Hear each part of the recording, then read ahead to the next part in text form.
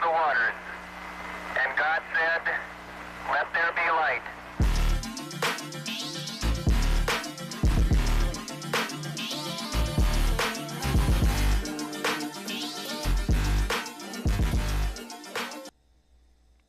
Yo, what's up, gents? How we doing? Welcome to ZR vs. The Matrix, Episode 1. I hope you guys liked that little intro we did. We're going to try to do some cool intros throughout the series. So, you may be thinking, what do you mean Episode 1? I thought we were on Episode 8. Well, that's true, because I've already recorded 7 episodes of ZR vs. The Matrix. But, I deleted all of them. We're starting fresh, clean slate. I got a call from my dad, like 2 months ago probably, and he had watched some of the ZR vs. The Matrix, and he thought I was fucking insane because the stuff that I was talking about was not, like, articulated in the best way. I didn't lay the points out, so I got to be better with that. Like, if I'm talking about a certain topic, stay on that topic, fucking lay it out clearly so anybody can understand. So we're going to try to stick to that. So, what is ZR vs. The Matrix? What's this series? Why would you watch this series? Well, ZR vs. The Matrix, we're going to cover 2 main topics. The first topic is going to be God and spirituality. You saw probably from that intro, God said, let there be light. So we're going to be breaking down all this stuff. A lot of in America especially, people are really trapped in the Matrix. So, like, somewhere in India, like, if you're in India, right, people in India, yeah, they're still trapped in the Matrix, but not nearly as much, and especially, like, there's gurus and masters and, like, people that are really fucking dialed in, and we don't really have that in America. Like, there's, like, New Age spirituality kind of is, like, on the rise, and this is kind of, like, hopefully this can add to it, this series, but honestly, in America, we don't have any culture or anything around that other than like fucking crystals and like manifestation and shit. So, and that's really like surface level shit. So the first thing that I'd like to accomplish with this series is to talk about some of the sort of the deeper parts of life, and not necessarily deeper because that sounds kind of corny, but more like the important things of life. Like, I'm not going to come on here and fucking talk about politics unless I'm joking about it and joking about how retarded it all is, right? Like, at least in my eyes, there are some things that are important, and they're really important, and then everything else is pretty much fucking bullshit, and it's a distraction. So the Matrix, this is ZR versus the Matrix. In America, 2026, we are living at fucking peak Matrix bullshit. So I really do think that the pendulum is going to swing back the other way. Like, we've gone so far towards the Matrix bullshit, Instagram Reels, TikTok, fucking brain rot, politics, everybody hates each other, nobody knows what the fuck they're talking about, everybody's so attached to materialism and ego that I think the only, God willing, and, with people that are, better, wiser than me, I think the pendulum's going to swing, and hopefully I can be a part of that with this series. So that's kind of the first thing that we have to talk about. The Matrix, another word for the Matrix that I'll use a lot is Maya, and that's from, I think, Hinduism. And essentially Maya is the illusion. And so we all live in Maya, and we all live in the Matrix. If you ever saw the movie The Matrix, they're all living in a fake world. They're all plugged into that little thing, and they're living in a fake world. That's what we live in. That's genuinely what we live in. And I'll go deeper into it as we progress in the series, and as I learn more too, because I would say, as far as this sort of stuff goes, I know a lot more about it than, your traditional person. That's just because I've looked into it and because I've had sort of different experiences in my life which put me down this path. But I certainly don't know, I know a little bit about the iceberg, essentially. The iceberg is deep. I know the fundamentals and a lot of the stuff that, most people don't know or don't think about.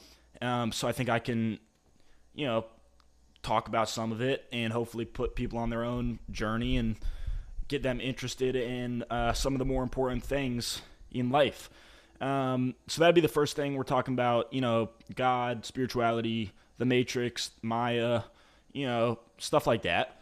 And then the second thing is just going to be essentially like my journey, like just not like vlogging or anything, but more just like, like I got this business I'm working on. It's called Cash Casino. It's basically like a reverse casino where everybody's the house.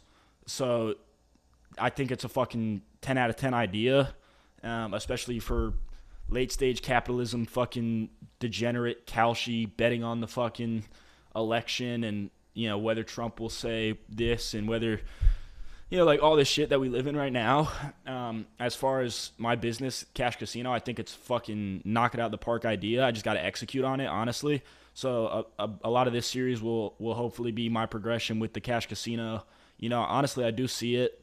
If I execute, which I hope I will, but if I execute, play my cards right, I think Cash Casino will fucking change my life. Hopefully change some of your guys' lives too, because the whole idea is that everybody's the house. There's a coin tied to it. You buy the coin, it goes way up in value. Everybody gets rich, and this series can be a part of that. Where maybe somebody sees one of these videos, and this is when Cash Casino's already out. They go check out Cash Casino. They see it's a good idea. They invest in it. Boom. They make some money. Sort of like this is going to sound gay as shit, but kind of like manifesting abundance for everybody.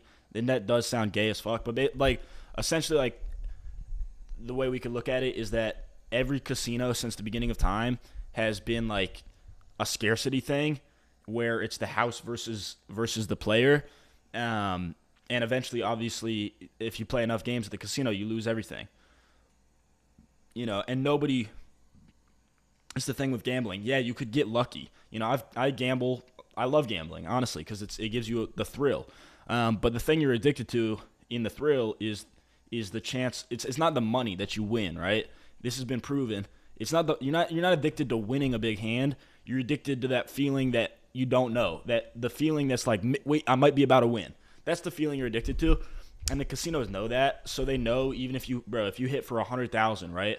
Like I'll give an example. My dad, probably 2013 or something, he was in like this football pool thing, and he had like a generational run, like an actual generational gambling run, like once in a million. This never happens. My dad's been gambling his whole life pretty much, and he had a fucking crazy run. Basically, the way it worked was, and I remember I was young, but I remember it's like a core memory for me. The way it works was that every week of the NFL season, it was like a survivor pool, if you ever heard of that. And every week you got to pick like a couple teams that are going to win, and you have to get every game right. So my dad, basically, he would pick the home team.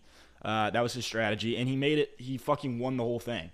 There was like thousands of people in the pool. It was like $1 million prize pool, and my dad won. And there was two other guys that won too. So my dad got like a couple $100,000. He went to New York and like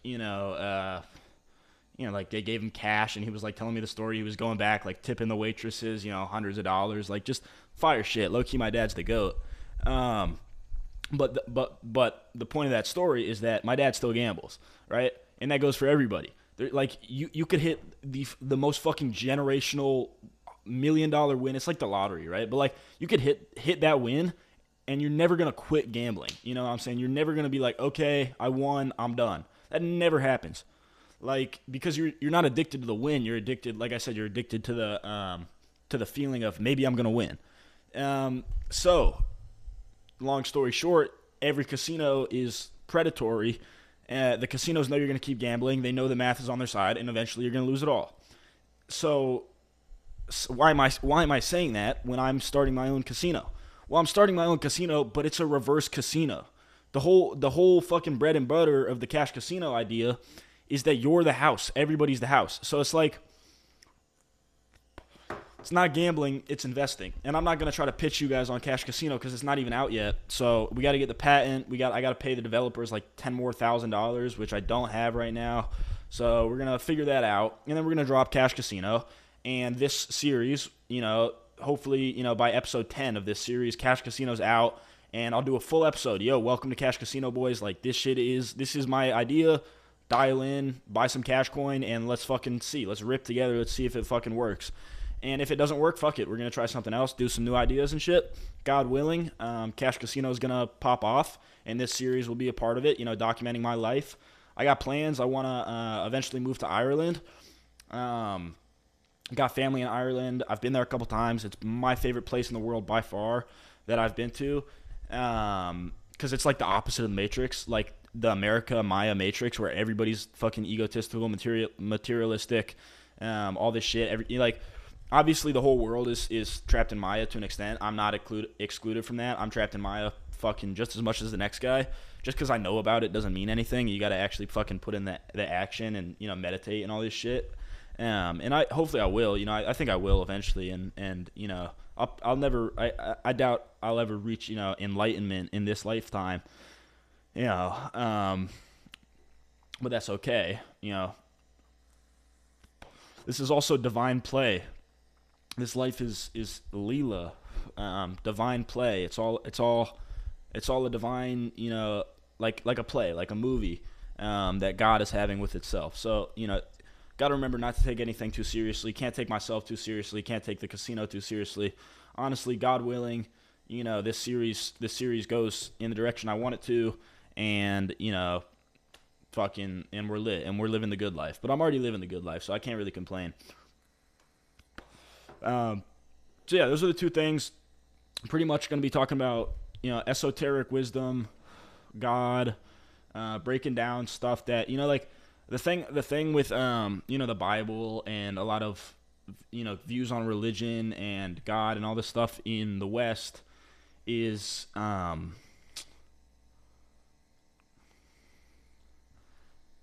was going to say wrong, but that's not the right word because, I don't want to offend anybody, but the thing that we have in America and all over the world really, but people will claim like, oh, they're religious, Jesus Christ is the one true Son of God, or whatever, different religions, anything, but they're reading the texts and the scripts literally. So the whole, I guess a big part of this series will be sort of breaking down stories and whatnot, to the real message, because you can't read the stories literally and expect to know the truth, So just a quick example I'll give, because I don't want to just say that and not give an example. The first story of the Bible, I think it's Genesis. I'm not positive. Honestly, I'm not a fucking Bible scholar by any means, but the Adam and Eve story. The Adam and Eve story is a story about duality. So quick anecdote about me. I was diagnosed bipolar when I was like 17, 18. And I hated it. I was on these medications. I'm still on them. I'm on a lower dose now, but and I started thinking, I was like, bipolar, what the fuck does that even mean? And obviously the doctors and everybody says, well, it means sometimes you're really high up and you're riding on the wave of life. They call that manic, and you're high up, and then other times you're low down and you're depressed and you want to kill yourself. And I started thinking, I'm like, bipolar, just the name itself. What does bipolar mean? It means two poles. And then I started thinking, what about, okay, the Earth. The Earth has two poles, the North Pole, the South Pole. Okay, good has two poles. Good when compared with bad, or good when compared with evil, is two poles. And so it sent me down this rabbit hole, and then come to find out, people have been saying this since the beginning of time, and the fucking Adam and Eve story is this story, essentially. So what it was, quick rundown, and this will be sort of like an example of stuff that we're going to talk about on the series. Adam and Eve, it's said that in the beginning they were one with God. So they were one with God. There was no separation. It was God, and it was Adam and Eve, and they were one. And then, if you remember, they ate from a tree. And what was the tree? The tree that they ate from was the knowledge. It was the, I forget the exact tree, what the name was. But essentially, they gained the knowledge of good and evil. So kind of like what I just talked about. But good and evil is duality. Good and evil are opposites, right? But they're really the same thing. That's kind of the whole point, is that it's all God. God is everything, everywhere, all at once. And so in the beginning, when Adam and Eve were one with God, there was unity. There was no separation between light and dark. It was unity. Then they learned the knowledge of good and evil, which is duality, and then humans fell. And now we suffer because, we'll walk about our day. We'll say, this is good, this is bad, I'm good, I'm bad, they're bad. And this is just one of the many stories in the Bible that, the Bible has some of the most, if not the most, important wisdom, just wonderful knowledge, like literally the secrets of the universe, which is, that's what I named my new album. But not if you read it literally. If you read it literally, well, you're not going to learn anything. And the thing is, the Matrix wants you to read it literally, but that's okay. We're not really fighting against the Matrix. This is kind of the point. There's no good guy. There's no bad guy. It's all God. There's no, if you walking about your day and you say, maybe a really pretty girl comes up to you and she's flirting with you and you get her number, and then you go home and you fucking make a bet on the NFL game and you win for 300, you place a little parlay, and then you and your boys hop on fort and you catch a dub. And then whatever, all these things happen, and you're at the end of the day say, wow, this was such a good day. This was such a good day. You're saying it's good. Well, you would have no concept of good if you didn't also have the concept of bad, right? So that's kind of a long-winded way of dissecting the truth with that specific story, Adam and Eve, and hopefully I can look into more Bible verses, and not just the Bible. We can look at other stuff. We can look at Hinduism, fire stuff in Hinduism. It's funny because Hinduism and Christianity is like damn near the exact same religion when you break it down and strip away the Maya illusion. Like they're saying the same shit, and that's the whole thing too with this esoteric rabbit hole, whatever, the whole spiritual journey. Every text says essentially the same thing in a little bit of a different way, in a different story, and that's because it's there's one truth, and there's one being, and it's all God. That's the whole thing with the Adam and Eve story. In the beginning, man was one with God.